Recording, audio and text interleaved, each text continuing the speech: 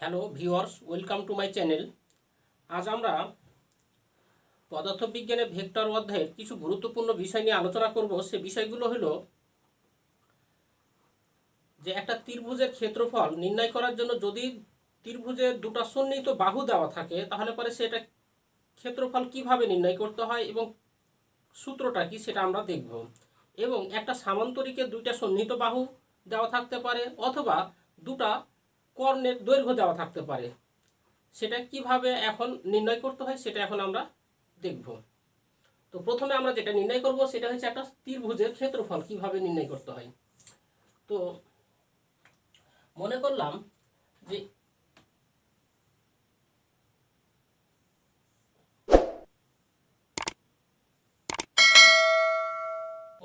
যে এটা হচ্ছে একটা পি কিউ আর, এটা একটা ত্রিভুজের, এটা দুটো সন্নিহিত বাহু একটা ত্রিভুজের, আর ত্রিভুজটা গঠন করেছে এভাবে।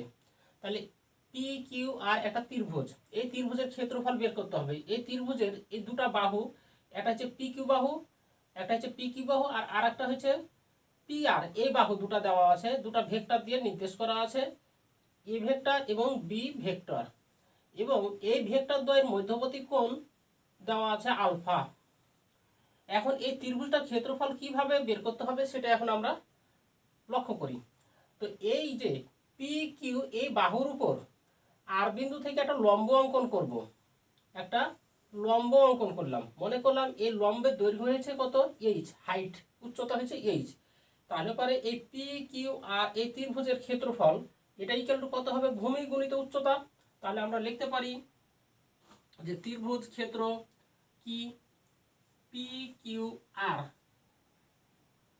ত্রিভুজ ক্ষেত্র পি কিউ আর এর ক্ষেত্রফল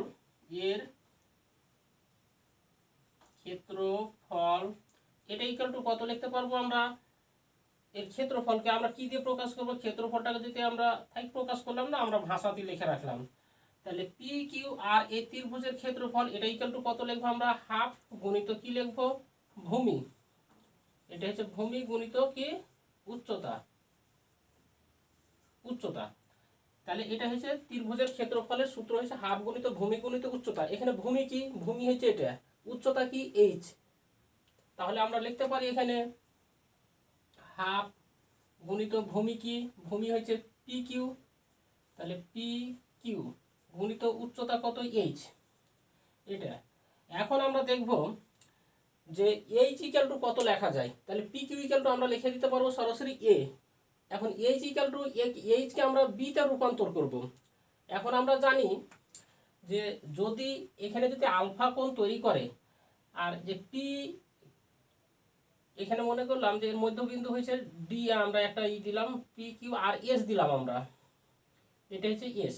তাহলে পর আমরা এখানে লিখতে পারি যে 1/2 এটা ইন্টু পি কিউ ইন্টু কি হচ্ছে এস আর বা আর এস। এটা এখন আর এস ইকুয়াল টু কত লিখতে পারবো, যদি এটা যদি আলফা হয়, এটা যদি বি হয়, এটা উচ্চতা, তাহলে এই অংশটুকু হয়েছে ভূমি, আর এটা হচ্ছে কি অতিভুজ। তাহলে পরে এই অবস্থায় আমরা যেটা লিখতে পারবো যে সাইন আলফা এটা ইকুয়াল টু কত লিখতে পারবো, যখন সাইন হবে তখন লম্ব বাই অতিভুজ, এটা ইকুয়াল টু কত, এইচ বাই অতিভুজ কি পি আর। এখন এইচ এর জায়গাতে কত লিখেছি আমরা, এস আর বাই কত পি আর। এটা তাহলে আমরা যদি আমরা এস আর বের করি তাহলে এখান থেকে কি লিখতে পারবো, এস আর এটা ইকুয়াল টু কত, পি আর সাইন আলফা। তাহলে এস আর এর জায়গাতে পি আর সাইন আলফা আমরা লিখে ফেলবো। এটা ইকুয়াল টু কত, 1/2 ইন্টু পি আর ইন্টু কত, এস আর এর জায়গাতে বা আর এস এর জায়গাতে আমরা লিখবো কি, এটা হচ্ছে এস আর অথবা আর এস, এটা আমরা প্রকাশ করলাম আর এস। এটা ইকুয়াল টু হচ্ছে পি আর সাইন আলফা। তাহলে এটা ইকুয়াল টু কত, পি আর সাইন আলফা। এখন দেখো পি কিউ এটা ইকুয়াল টু কত লিখবো, এ, আর পি আর এটা ইকুয়াল টু কত লিখবো আমরা, বি লিখবো। তাহলে 1/2 ইন্টু এটা ইকুয়াল টু এ, তারপর এটা হচ্ছে বি।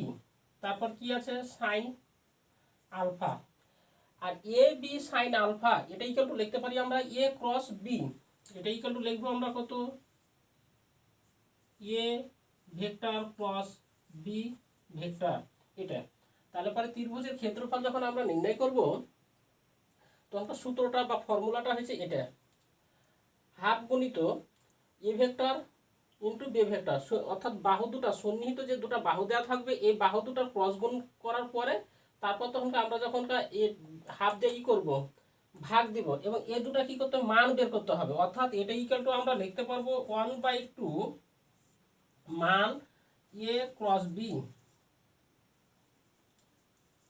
এ ক্রস বি এটা আমরা লিখতে পারবো। তাহলে ত্রিভুজের ক্ষেত্রফল যখন নির্ণয় করব তখনকার বাহু দুটা সন্নিহিত বাহু দুটার ক্রস গুণনের মান যেটা হবে এই মানকে 2 দিয়ে ভাগ দিলে পরে যেটা পাবো সেটা হচ্ছে এবিসি ত্রিভুজের ক্ষেত্রফল বা পি কিউ আর এই ত্রিভুজের ক্ষেত্রফল। এখন আমরা যেটা করব সেটা হচ্ছে সামান্তরিকের ক্ষেত্রফল কিভাবে নির্ণয় করতে হয় সেটা এখন দেখব। তো দেখো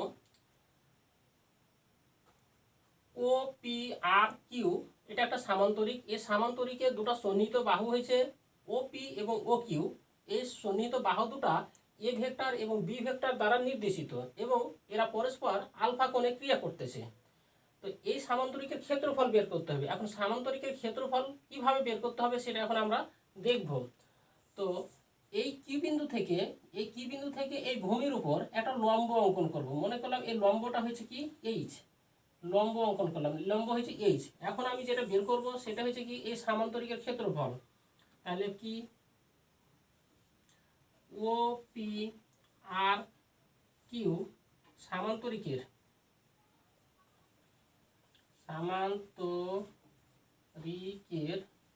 ক্ষেত্রফল, সামান্তরিকের ক্ষেত্রফল এটা ইকুয়াল টু কত লিখতে পারবো আমরা ভূমি গুণিত উচ্চতা। সূত্রটা হচ্ছে ভূমি গুণিত কি হবে উচ্চতা, মনে রাখবা এটা ভূমি গুণিত উচ্চতা। এখন ভূমি কি ভূমি হচ্ছে ওপি, তাহলে এটা ইকুয়াল টু কত লিখতে পারবো ওপি ইন্টু এইচ, ওপি এবং এইচ এটা হচ্ছে সূত্র। এখন এইচ এর মানটা কত, এখন ওপি ইকুয়াল টু আমি এ ভেক্টর প্রকাশ করতে পারছি, এ দিয়ে আমি প্রকাশ করতে পারবো। এখন এইচ ইকুয়াল টু কত লিখবো আমরা, এইচ কে বের করার জন্য আমরা এখানে যেটা করব এইচ যখন আমি চিন্তা ভাবনা করব যে এটা একটা ত্রিভুজ গঠন করেছে, মনে করলাম যে এখানে আমি একটা বিন্দু দিলাম, মনে করলাম কি বিন্দু এটা, মনে করলাম এটা একটা ডি বিন্দু। তাহলে পরে এই ডি বিন্দু থেকে তাহলে কি কিউ ও ডি কিউ এই ত্রিভুজের ক্ষেত্রে ত্রিভুজ কি এখানে ও ডি কিউ এত ত্রিভুজে কি লিখতে পারবো আমি সাইন আলফা এটা ইকুয়াল টু কত লিখতে পারবো লম্ব বাই অতিভুজ, এটা হচ্ছে লম্ব, এটা হচ্ছে ভূমি, এটা হচ্ছে অতিভুজ, তাহলে লম্ব বাই অতিভুজ এটা ইকুয়াল টু কত এইচ বাই ও কিউ এটা। এখন আমি কি বের করবো এইচ বের করবো, তাহলে এইচ এটা ইকুয়াল টু কত লিখতে পারবো ও কিউ সাইন আলফা, তাহলে এইচ এটা equal to O Q sine alpha, যার জন্য আমি এখানে উচ্চতা যে এইচ পেয়েছি এইচ এর জায়গাতে কি লিখবো ও কিউ সাইন আলফা, এটা ইকুয়াল টু লিখবো ও পি ইন্টু ও কিউ সাইন আলফা। এখন দেখো ওপি এর মানটাকে আমরা যদি প্রকাশ করি ওপি এটা ইকুয়াল টু এ লিখতে পারি, তাহলে ওপি ইকুয়াল টু হচ্ছে এ, আর ও কিউ এটা ইকুয়াল টু বি, ও কি এটা ইকুয়াল টু হচ্ছে কত বি, তারপরে কি আছে সাইন আলফা, তাহলে পরে এটা ইকুয়াল টু আমরা এটা লিখতে পারতেছি। এখন এ বি সাইন আলফা এটা ইকুয়াল টু কি লেখা যাবে, যদি এ এবং বি এর মধ্যবর্তী কোণ যদি আলফা হয় তাহলে এ বি সাইন আলফা এটা equal to A cross B লেখা যাবে, এটা ইকুয়াল টু কি লিখতে পারবো আমরা এ ক্রস বি। এই এ ক্রস বি এর যেটা মান নির্দেশ করতেছে সেটা হচ্ছে এই সামান্তরিকের ক্ষেত্রফল। তাহলে পরে সামান্তরিকের ক্ষেত্রফল আমরা লিখতে পারি যে এটা ইকুয়াল টু কত এ ক্রস বি, এটা হচ্ছে এই সামান্তরিকের ক্ষেত্রফল। এখন আমরা নির্ণয় করব যে সামান্তরিকের যদি দুটো কর্ণ দেওয়া থাকে তাহলে পরে সামান্তরিকের ক্ষেত্রফল কিভাবে বের করতে হয় সেটা।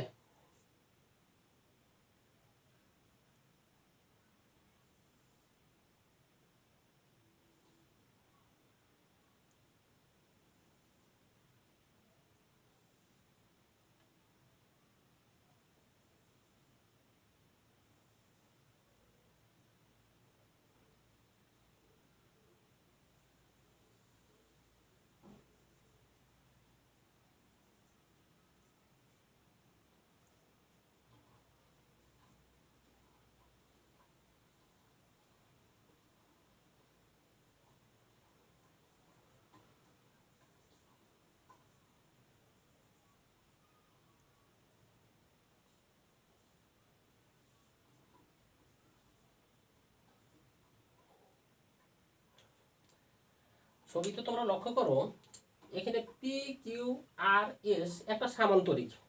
এই সামান্তরিকের দুটা কর্ণ হচ্ছে পি আর এবং হচ্ছে কিউ এস, এই দুটা হচ্ছে কর্ণ। তো এই কর্ণ দুটাকে যথাক্রমে আমরা দুটা ভেক্টর পি আর, এই পি আর কে আমরা এ ভেক্টর দিয়ে সূচিত করলাম। মনে করলাম যে পি আর এটা ইকুয়াল টু এ এবং কিউ এস এটা ইকুয়াল টু এটা ইকুয়াল টু হচ্ছে বি। দুটা ভেক্টর দ্বারা এটা নির্দেশিত। তাহলে দেখো এখানে চারটা ত্রিভুজ গঠন করছে, একটা দুটা তিনটা চারটা। এই চারটা ত্রিভুজের যোগফলটা হবে টোটালি সামান্তরিকের ক্ষেত্রফল। এর আগে আমরা দেখেছি যে সামান্তরিকের যদি উচ্চতা পেয়ে যায়, আমরা দুটা বাহু যদি দেওয়া থাকতো তাহলে পরে আমরা ক্ষেত্রফল সহজে নির্ণয় করতে পারতাম। কিন্তু এখনকার দুটা বাহু দেওয়া নাই, এখন কি দেওয়া আছে, দুটা কর্ণের দৈর্ঘ্য দেওয়া আছে। কর্ণ দেওয়া আছে কি পি আর এবং কিউ এস, এই দুটা কর্ণের দৈর্ঘ্য দেওয়া আছে। আর এই কর্ণদ্বয় পরস্পর একে অপরকে লম্বভাবে খণ্ডিত করে বা সমানভাবে খণ্ডিত করে। তাহলে আমরা এখানে লিখতে পারি এটা ইকুয়াল টু কত লিখতে পারবো, এই অংশটুকু ইকুয়াল টু হচ্ছে 1/2, এটা হচ্ছে 1/2। টোটালটা হচ্ছে এর অর্ধেক হচ্ছে এটা, এর অর্ধেক হচ্ছে এটা। ঠিক একই রকম ভাবে বি এর অর্ধেক হচ্ছে এই অংশটুকু, বি এর অর্ধেক হচ্ছে এই অংশটুকু। তাহলে এটা হচ্ছে b/2, এটা হবে কি b/2। তাহলে পরে আমরা যদি যে কোনো একটা ত্রিভুজের ক্ষেত্রফল, এই ত্রিভুজের ক্ষেত্রফলটা যদি গঠন করতে পারি, তাহলে পরে এই ত্রিভুজের ক্ষেত্রফল, এই ত্রিভুজের ক্ষেত্রফল, এই ত্রিভুজের ক্ষেত্রফল, এই ত্রিভুজের ক্ষেত্রফল, প্রত্যেকটা ত্রিভুজের ক্ষেত্রফল সমান হবে। হ্যাঁ, তাহলে পরে আমরা কি করব, এখন যে কোনো একটা ত্রিভুজের ক্ষেত্রফল গঠন করব। ক্ষেত্রফল গঠন করব কি, মনে করলাম যে আর ও এস এই ত্রিভুজের ক্ষেত্রফলটা আমি গঠন করব। তাহলে পরে আর ও এস এই ত্রিভুজের ক্ষেত্রফল কিভাবে গঠন করতে হয় দেখো। তাহলে আর ত্রিভুজের ক্ষেত্রফল, আর ও এস ত্রিভুজের ক্ষেত্রফল, এই ত্রিভুজের ক্ষেত্রফল এটা ইকুয়াল টু কত লিখতে পারি, হাফ গণিত ত্রিভুজের ক্ষেত্রফল নির্ণয় সূত্র হচ্ছে হাফ গণিত ভূমি গণিত উচ্চতা। তো মনে করলাম এটা হচ্ছে ভূমি, এটা হচ্ছে উচ্চতা, কারণ এগুলো একে অপরের উপর লম্বভাবে অবস্থান করতেছে। এটা হচ্ছে ভূমি, এটাকেও আমি উচ্চতা ধরবো। তাহলে এটা ইকুয়াল টু আমরা কত লিখতে পারবো, হাফ গণিত ভূমি গণিত উচ্চতা। তাহলে এটা ইকুয়াল টু কত, a/2 ইন্টু কত b/2, এটা। তাহলে এটা ইকুয়াল টু হয়েছে এটা হাফ গণিত ভূমি গণিত উচ্চতা। এখন একটা ত্রিভুজের ক্ষেত্রফল হলো এটা আমাদের। এখন চারটা ত্রিভুজের ক্ষেত্রফল কি করতে হবে, তাহলে অতএব আমরা লিখতে পারি, অতএব এখানে যেটা করব আমরা পি কিউ আর এস, তাহলে এটা ইকুয়াল টু কত হবে, এই ত্রিভুজের ক্ষেত্রফল, এটা ইকুয়াল টু হবে পি ও এস এই ত্রিভুজের ক্ষেত্রফল। ঠিক একই রকম ভাবে হবে পি ও কিউ এই ত্রিভুজের ক্ষেত্রফল, একই রকম ভাবে হবে কিউ ও আর এই ত্রিভুজের ক্ষেত্রফল একই। তাহলে এখানে আমরা লিখতে পারি অতএব পি কিউ আর এস সামান্তরিকের ক্ষেত্রফল।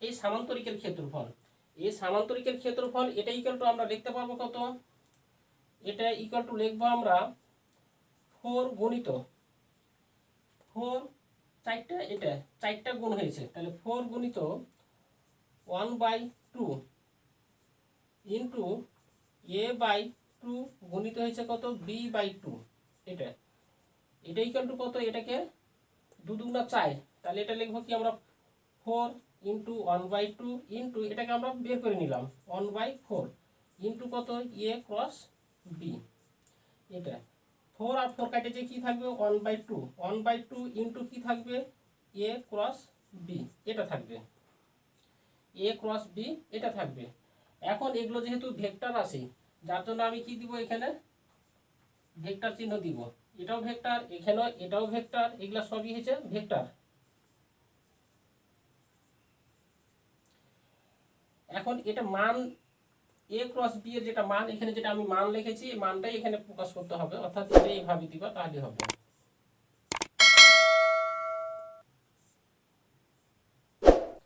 অর্থাৎ এটা হচ্ছে কত 1/2 ইন্টু এ ক্রস বি। এটা হচ্ছে সামান্তরিকের ক্ষেত্রফল নির্ণয় সূত্র। যখন দুটা কর্ণের দৈর্ঘ্য দেওয়া থাকবে ভেক্টর আকারে, তখন তাই এ ক্রস বি হবে। তার এ ক্রস বি নির্ণয় করার পর 1/2, তারপর একটা মান বের করতে হবে এ ক্রস বি এর মান, তারপর 1/2 দিয়ে যখনকার ভাগ গুণ করা যাবে তখনকার এর টোটালের সামান্তরিকের ক্ষেত্রফল আমরা পেয়ে যাব। তাহলে পরে প্রথমে আমরা কি দেখলাম যে একটা ত্রিভুজের ক্ষেত্রফল কিভাবে নির্ণয় করতে হয়। তারপরে দেখলাম যে যদি একটা সামান্তরিকের দুটা সন্নিহিত বাহু দেওয়া থাকে তাহলে পরে সামান্তরিকের ক্ষেত্রফল কিভাবে বের করতে হয়। আবার দেখলাম যে যখন দুটা কর্ণ দেওয়া থাকবে, সামান্তরিকের যখন দুটা কর্ণের দৈর্ঘ্য দেওয়া থাকবে তখনকার সামান্তরিকের ক্ষেত্রফল কিভাবে বের করতে হয়। তো ঠিক আছে, আজকে এই পর্যন্ত। Thank you.